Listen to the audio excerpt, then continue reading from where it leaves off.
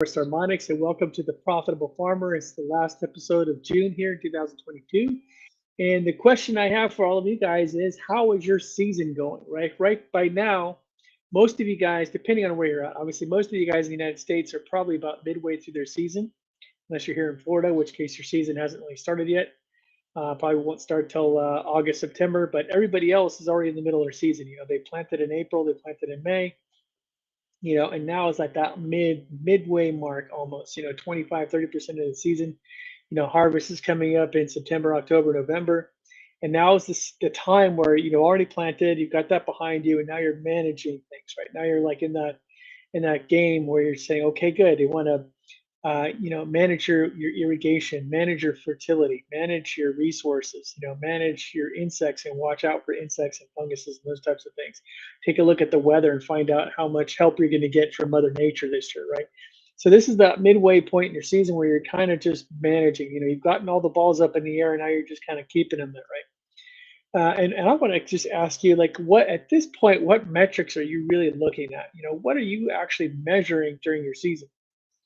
You know, as I got into this business 6 years ago, one of the things that kind of floored me as I started talking to farmers is how little so many of them measure during the season. It's kind of like you do your soil test. They do a soil test once a year to kind of figure out what their soil is looking like and gauge how much fertility they should use, fertilizer, right? Or they do kind of management. They kind of just do crop scouting and kind of look and see how the insects or fungus is going. But how many of you guys are doing leaf tests on a regular basis? How many of you guys are doing soil tests during the season, throughout the season?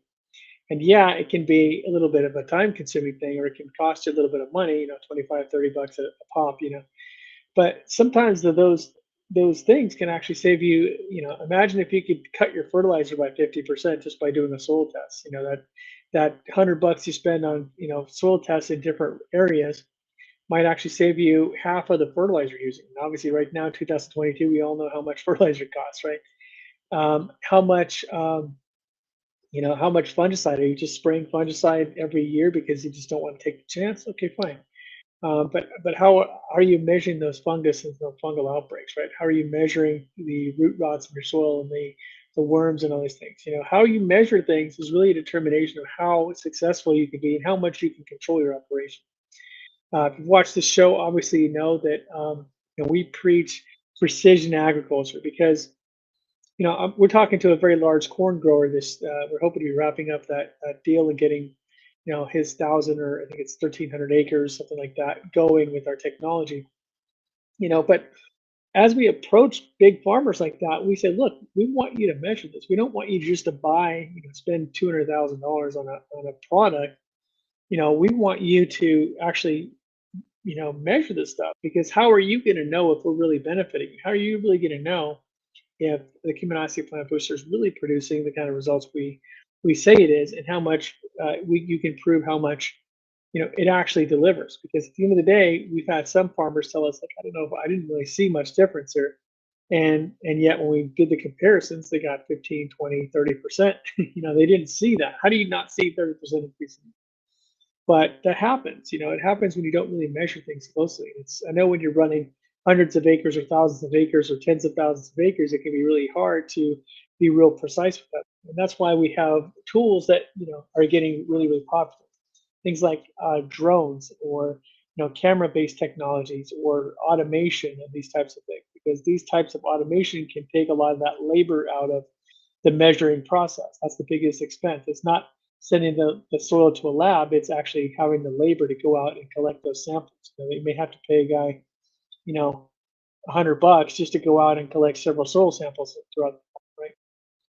And so with precision agriculture, with innovations in agriculture and equipment and these types of things, you're going to be able to increase the ability to measure things more often and more completely without having to spend a fortune in labor costs. And the Kyminasi Plant Booster is a technological innovation that kind of combines what you would normally associate with an input, right? It combines what you would normally see with fertilizer and fertility, which is increased yield, improved nutrient density, improved quality, improved soil health. Those are things we normally associate with nutrients and chemicals. In fact, I had a guy here ask me how much is a jug of my my Kyminasi, And I'm like, it's not a jug of chemicals. It's just not. It's not, a jug of a few billion microorganisms. It's a technology that's designed to stimulate plants.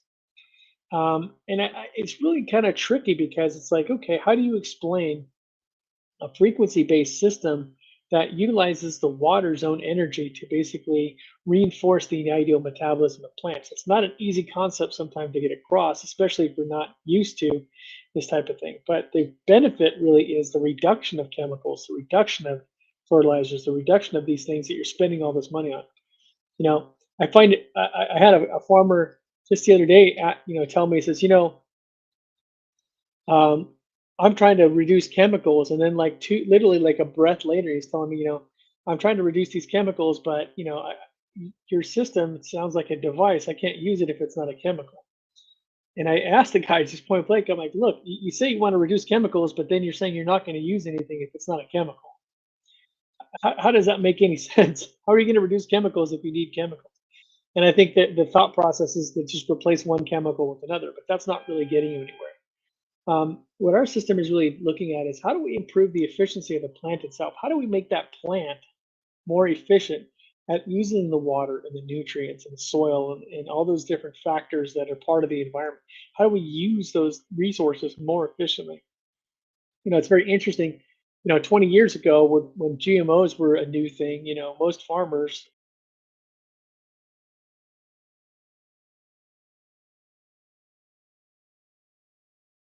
not supposed to, um, is that how is that supposed to, improve things, right?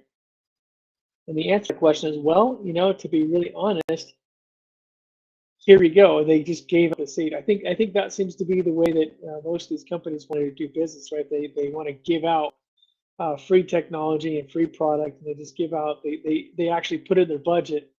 We're going to invest $10 million or $1 billion in just giving out free product, and they figure if enough farmers get a good result, they'll buy it and we'll have customers, right? We looked at it like, hey, we've got a product, we're producing good results everywhere we put this. Why not invest in this? Why not take advantage of this system? And we'll put a money back guarantee so you're not at risk. But we really need that investment, that time. And as I mentioned earlier, with the big farms, we're not just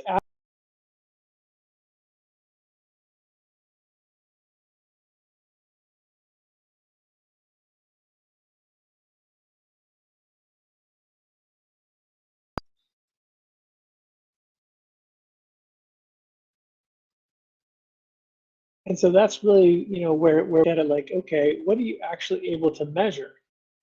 What kind of data are you using to collect and make that decision? Because at the end of the day, let's say if you've got 10,000 acres, right, and you want to test it on a pivot on 120 acres or something like that, right?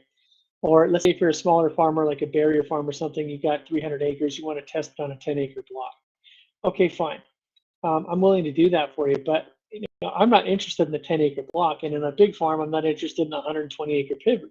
I'm interested in getting this installed on your entire farm, not just because I want to make money, but because we want to see you reducing your chemicals and your fertilizer use across the thousands of acres you have or the hundreds of acres, not just one small little trial plot. I mean, we're not interested in that sale. We're interested in how do we work together to build a relationship so that we can prove that our system is the best thing that you've ever seen. And so when we're working with larger farmers, we want them to do the testing. We want them to do soil tests. We want them to do tissue tests. We want them to do bricks test on the fruit.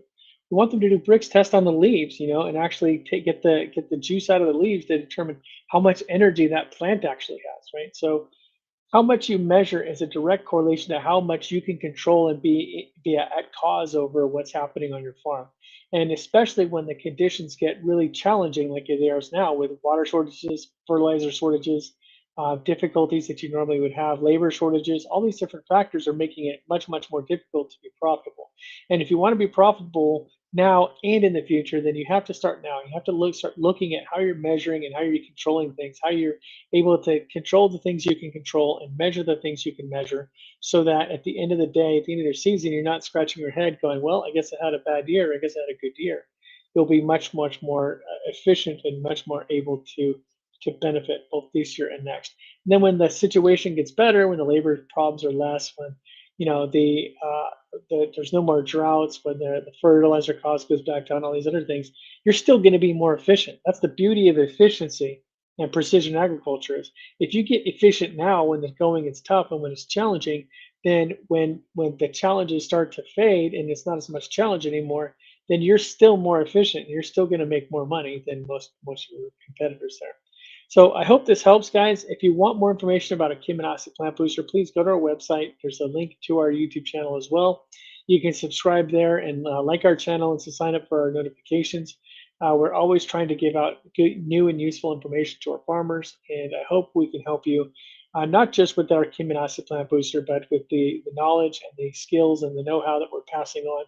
Because at the end of the day, we're all in this together. We're all part of the human race, and farmers are the backbone of our civilization. And without farmers, nobody can eat. So we want you guys to be successful and happy and productive and producing good quality food for all of us. So take us up on our offer, use the Kyminasi Plant Booster, and let's work together so that you can become part of the future of farming today. Have a great day, guys. We'll see you.